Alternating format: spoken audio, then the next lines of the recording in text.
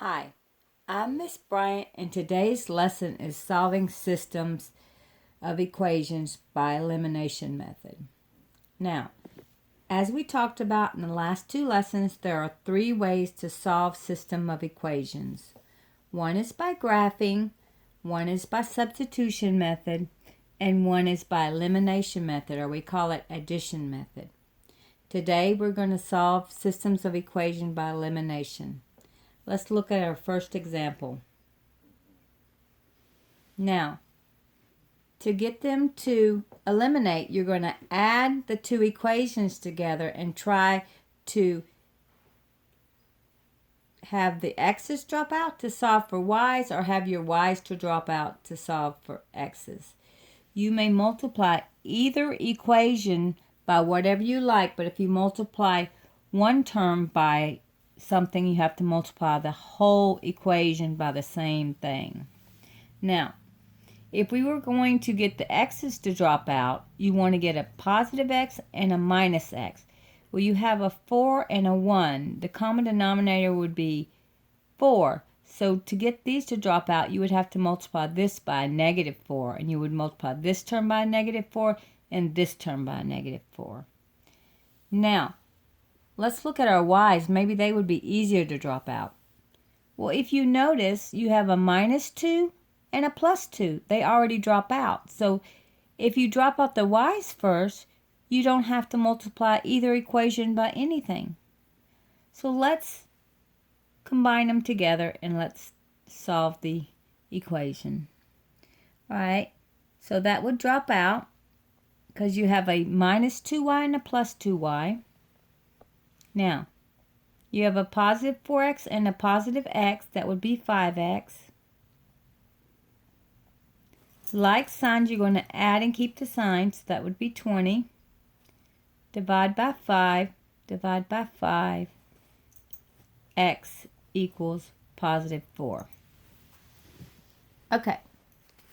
Now, once you get one variable solved for, you may plug it back into either original equation, whichever looks easier to you, to solve for the other variable.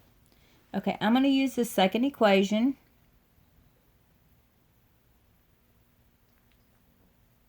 Now, everywhere we see an x, we're going to plug in 4. So there's my x, so it's going to be 4 plus 2y equals 8. We're going to minus 4, minus 4. That cancels, leaving me 2y equals 4. We subtracted and kept the sign we had the most. Divide by 2, divide by 2. Y is equal to 4 divided by 2 is 2. Now let's write our answer as a solution set.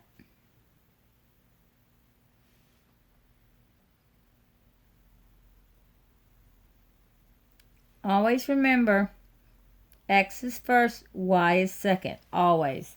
So x was 4, y was 2. So what does this mean? If you were to graph this first equation and you were to graph the second equation, 4, 2 is where these two equations, these two lines would intersect. All right, let's look at a little bit more difficult example.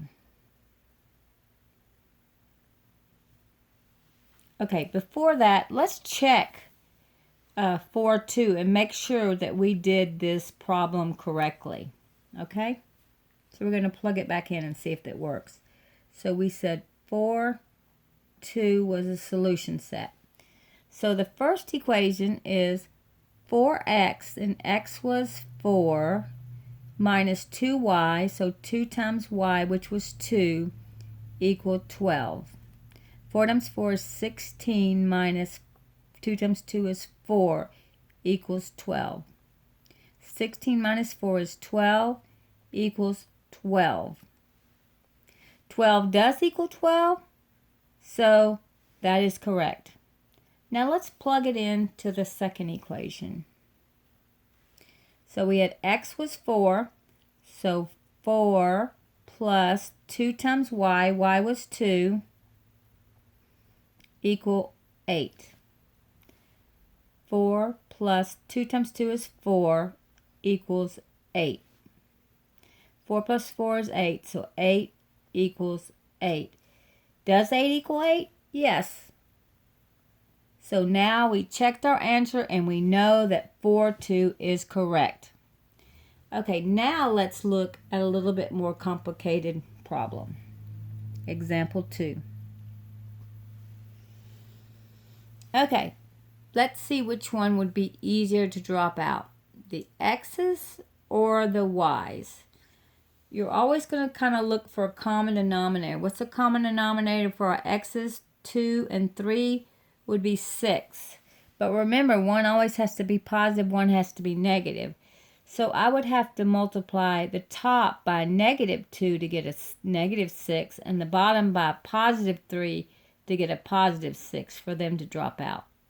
And remember, if you multiply one term by something, you have to multiply the whole equation by that term. Now, let's look at our y's. Actually, the common denominator between 8 and 2 is 8. And we already have one positive, one negative, so we don't even have to multiply by a negative. That's great.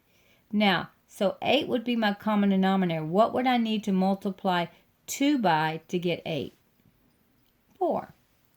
So we're going to multiply the whole equation by 4.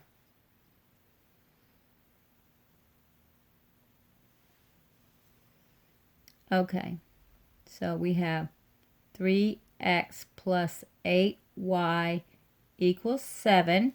Now 4 times 2x is 8x minus 4 times 2y is 8y equals -10 times a +4 is -40. Let's combine. Plus 8y minus 8y cancel. That's why we did it. Now, you have a +8 and a +3. That would be +11x. Add and keep the sign. Equal, you have a -40 and a +7. So you're going to subtract, keep the sign, you got the most. -33. Okay, last step. Divide by 11. Divide by 11, x equals -3. Now, remember, once you get one variable, you may plug it back into either equation, whichever one you think would be easier. I'm going to plug it into the first one. So we have 3 times x, which is -3, plus 8y equals 7. -9 plus 8y equals 7. We're going to plus 9 plus 9. You're going to get, this is going to cancel, leaving me 8y equals, like signs, we're going to add and keep the sign. 7 plus 9 is 16. I'm just going to move over here where I have more room. 8y equals 16. Divide by 8, divide by 8, y equals 2. Now, let's write our solution set. X always comes first, -3, and y is 2. Okay? Now, let's check our answers. We got -3, 2. Now let's plug it in. So 3 times -3 plus 8 times y, which was 2, equals 7. -9 plus 8 times 2 is 16 equals 7. Okay, you have a -9 and a +16. You're going to subtract, take the sign you got the most. 16 minus 9 is 7. You have more positives, so it's positive. Does 7 equal 7? Yes, that is correct. Let's check the second equation. So we have 2 times x, which is negative 3, minus 2 times y, which is 2, equals negative 10. 2 times negative 3 is negative 6 minus negative 2 times 2, which is 4, equals negative 10. Now, you have like signs. You're going to add and keep the sign. So minus 10 equals minus 10. Does negative 10 equal negative 10?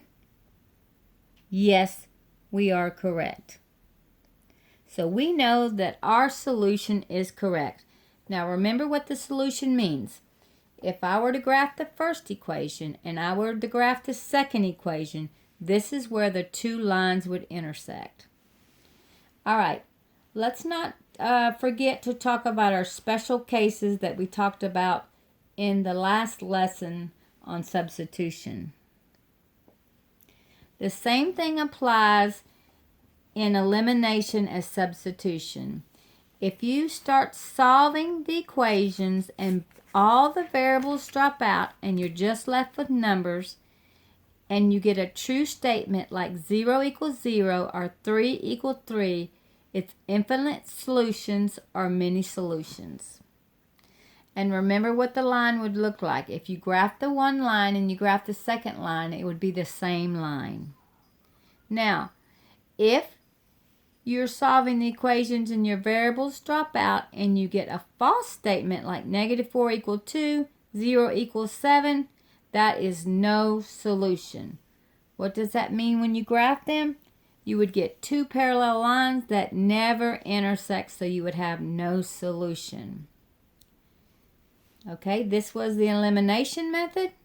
I thank you for watching, and don't forget, study, study, study.